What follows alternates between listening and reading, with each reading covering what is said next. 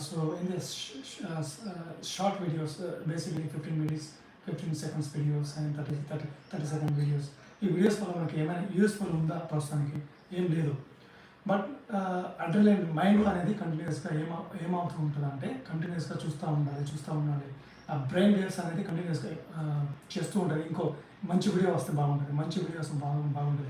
కంటిన్యూస్గా చూస్తూనే ఉంటాం. దానివల్ల ఏమవుతుందంటే బ్రెయిన్లో ఉన్న స్ట్రాంగ్ ఎనర్జీ అనేది కంటిన్యూస్గా డిగ్రేడ్ అవుతుంది. డోపమైన్ లెవెల్స్ అంటారు. సైంటిఫిక్గా చెప్పాలంటే టెక్నికల్గా డోపమైన్ లెవెల్స్ అనేది కంటిన్యూస్గా డిక్రీజింగ్ అవుతూ ఉంటుంది.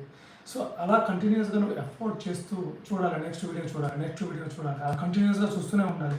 అట్లా చూసి ఏమవుతుందంటే కళ్ళు స్ట్రెయిన్స్ వస్తాయి. బాడీలో చాలా మనకు తెలియకుండా చాలా డోపమైన్ లెవెల్స్, బ్రెయిన్లో ఉన్న వేవ్స్ కంటిన్యూస్గా they are looking for the అయితే మంచిగా